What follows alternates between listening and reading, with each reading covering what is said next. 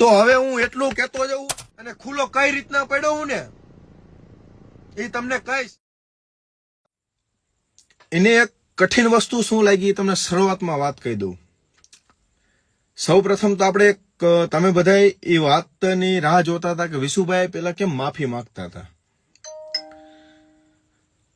તમને માફીનું એ કહી દઉં કે જિંદગીમાં હું ક્યાંય વિરોધમાં નથી આવ્યો, જિંદગીમાં નહીં ક્યારેય. બીજી વાત કે તમે હોય કે હું હોય, સ્વાભાવિક વસ્તુ છે કે ઘરની મા બેન દીકરી ઉપર વાત આવે ને એટલે કદાચ ગમે એવો મરદ માણા હોય, કદાચ 100 માંથી 100 નીકળે એવો માણા મરદ હોય, પણ એની મા બેન એની ઉપર આવે ને એટલે ભલો માણા હારી જાય. અને ત્યારે તોય મેં મારી મર્યાદા તો નથી જ મૂકી, તોય હું એ ડોસીને બેન કહેતો. હવે એ વાત ઉપર મારે વધારે ચર્ચા નથી કરવી. એ કીર્તિ ડોશી ઉપર આપણે વધારે ચર્ચા નથી કરવી. આપણે મેન ચર્ચા અને પોઈન્ટ ઉપર આવી. દોસ્તો, હું તમને એક વાત કરવા માંગુ છું કે જે આપણે વિડીયો લાયા હી અને એ વિડીયો જે આપણે જોયો છે કયો મહેસાણાના કાકા કાકી વાળો, એને જે હમણાં એક સ્ટોરી મૂકી છે, એ સ્ટોરી હું તમને સંભળાવું. જોકે મને આ ડોશીની સ્ટોરી જોવી નથી ગમતી, પણ આજે હું કમ્પ્લેટ જોતો નહોતો. ઈ એમ કે હે કે મારા ફ્લેટ પર જેમાં મતલબ એને ગાર લખી છે, પણ આપણે નહીં બોલી કે જેનામાં દમ હોય ને તો આવતા રહેજો પ્રૂફ દેવા. તો આવતા રહેજો એટલે તું કેવા શું માગેશ? તારું લોકેશન પોલીસ ગોતે છે તને, અને તું તડી પાયરું, તારો મોબાઈલ સ્વિચ ઓફ છે, તારું કોઈ જાતનું કઈ લોકેશન નથી, તો તું પ્રૂફ બોલાવેશ. તો એટલી જ તારી ઓકાત હોય તો તું લાઈવ લોકેશન નાખી દે. આપણે મેન મુદ્દા ઉપર વાત કરી કે આવતા રહેજો, પ્રૂફ રેડી છે, રેડી, ફ્લેટના પૈસા આપ્યા છે, કાગળિયા નહીં, કાગળિયા નથી. એમ તો તમે જ વિચાર કરો કે તમે કોઈ પણ મકાન લીધું હોય, કોઈ પણ વસ્તુ લીધું હોય, મકાન જમીન કોઈ પણ વસ્તુ લ્યો તમે, તો એના કાગળિયા તો હોય ને હોય જ. તો હું દોસ્તો તમને એટલું કહેવા માંગુ છું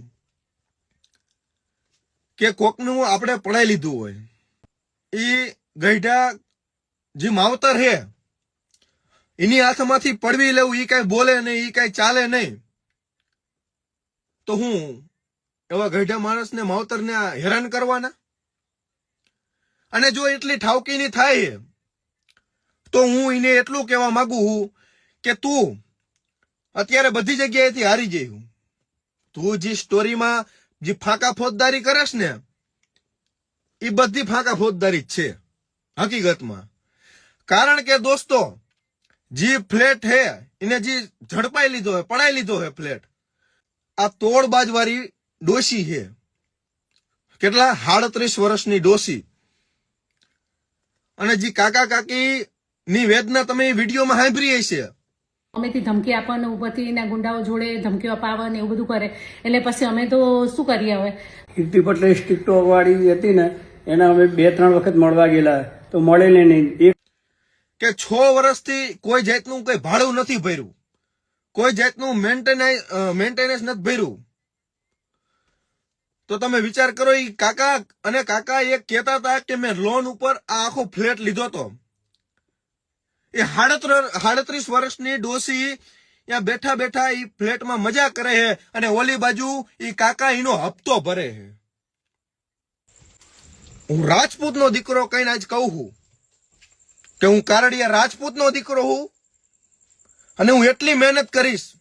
અને જો કદાચ મને બદનામ કરવામાં એને આટલી મહેનત કરી હોય તો હવે હું એટલું કહેતો જઉં ચાલુ લાઈવમાં કે હું એક કારડિયા રાજપૂતનું લોહી હું, અને દાદા દાદીને હું ફ્લેટ અપાવીને રહીશ. તારી ઓકાત હોય ને તો આવી જાય સામે. અને તો આટલા લફરા હે આમ તેમ. તો ઈ તમને કહી દઉં કે પાસ્ટમાં હવને બધુંય હોય, ના નથી પાડતો. પાસ્ટમાં હવને બધું હોય, તમારે હોય, મારે હોય, મારા ઘરના ને હોય, બધાને હોય. આ દુનિયામાં કોઈ અત્યારે દૂધનું ધોયેલું નથી. બીજી વસ્તુની વાત તમને કરું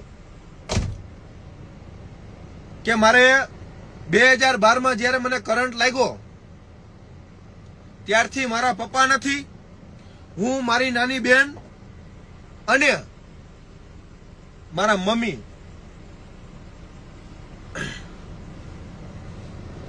તો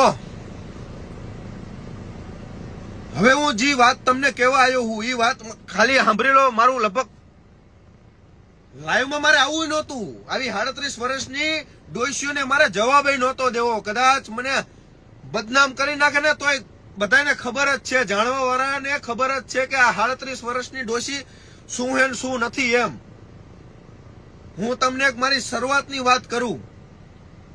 દિલથી મારી વાત સાંભળજો, દિલથી સાંભળજો. ખોટું હોય ને તો મને કહેજો ભાઈ. કરી દીધું ભાઈ, એસી ચાલુ કરી દીધું, ઈ તમે ન મૂંઝાવ. પણ બીજી વસ્તુ કે જ્યારે મારા 2 હાથ અને 1 પગ કપાણો, કાંઈ વાંધો નહીં, મોટી વસ્તુ નથી. પણ જિંદગીમાં ક્યારેક એકલા બેઠા બેઠા તમે એટલું વિચારજો, જિંદગીમાં એકવાર બેઠા બેઠું એટલું વિચારજો કે તમારે ક્યારેક એક હાથ કપાઈ જાય ને, કપાઈ જવાની તો અલગ વસ્તુ છે, પણ ક્યારેક તમારો હાથ આમ ક્યાંક તમારો મચકોડી જાય, મળી જાય ને, એટલે તમે ઈ હાથે કામ નથી કરતા અને એ હાથને આમ લટકાડીને ફરતા હોય છે. તો દોસ્તો 2012માં જયારે મને કરંટ લાગ્યો તો મારી ઉંમર ફક્ત ને ફક્ત 9 વર્ષ હતી અને મારી હારે કોઈ નહોતું આ દુનિયામાં, મારી માં સિવાય અને મારી બેન સિવાય. મારી માં અને મારી બેન સિવાય કોઈ નહોતું. બીજા બધાને તમે સાઈડમાં મૂકી દો. અને ત્યારે મને મારી માએ કીધું તું, ત્યાં તો મેં મારી માને એમ કીધું હતું મમ્મી આ 2 હાથ વગરની જિંદગી આપણે હું જીવીશ કેવી રીતના? અને ત્યાં મારી મમ્મીએ મને આમ સાતી ઠોકીને એમ કીધું હતું, બટા હું તને જિંદગીમાં હારવા નહીં દઉં, તું ચિંતા ન કરતો. અને ત્યારે એમ અંદરથી જુસ્સો લાગ્યો કે ડર ડર કર નૌકા પાર નહીં હોતી, જો કોશિશ કરનો વાલી की कभी हार नहीं होती. કારણ કે જ્યારે એને સ્ટોરીઓ મૂકી ને તો હું મારા ઘર ઉપર, મારા મમ્મી ઉપર અસર નહીં થઈ હોય. પછી મેં વિચાર કર્યો કે ઓમે કદાચ આને ખુલ્લો પાડી દીધો, વાંધો નહીં. અને ખુલ્લો કઈ રીતના પડ્યો હું ને એ તમને કહીશ કે હજી એટલું બોલે ને એટલું નથી. સાચું ખોટું આ બધું જોડે ને. અને જે મારી પાસે 15 લાખની માંગણી કરી અને એમ આસાનીથી હું તને આપી દઉં, હે મારી મહેનતનો રૂપિયો. અને તમને બધાને એ કહી દઉં કે જ્યારે મને કોક એડવર્ટાઇઝ આપતું ને, હું 300 કિલોમીટર મીટર કાપીને, હું મારે 2 હાથ નથી તોય ગાડી હાંકીને હું 300 કિલોમીટર જાઉં અને અહીંયા હું એડવર્ટાઇઝ બનાવતો ને, એડવર્ટાઇઝ ના મને 15,000 રૂપિયા આપે. અને 15,000 રૂપિયા મને આપે અને પછી રાતના 2 વાગ્યા હોય, 3 વાગ્યા હોય, મારી મમ્મીના ફોન આવે, હાલો બટા ક્યારે આવે? બટા હજી મેં ખાધું નથી, તું ઘરે પહોંચી જા ને પછી હું ખાઈશ, તું ધ્યાનથી ગાડી હાંકજો, તું એકલો હું બટા ધ્યાન રાખજે, તારે હાથ નથી હો. આમ મારી માં બેઠી બેઠી ચિંતા કરતી હોય કે આનેજી મને બદનામ કરતા એટલું ન વિચાર્યું. હા 100% હું માણસ છું, માણસ એક ભૂલને પાત્ર હોય, ના નથી પાડતો, મારેથી 70 ભૂલું થઈ છે ભાઈ. પણ એટલું યાદ રાખજો કે વાંધો નહીં, મને કીધું એમાં મને કઈ જાતનો કઈ વાંધો નથી, પણ મારી માની એક બધું આ જો જિંદગીમાં તને લાગી જાય ને તારી હાથ પેઢીઓ પડી જાય છે.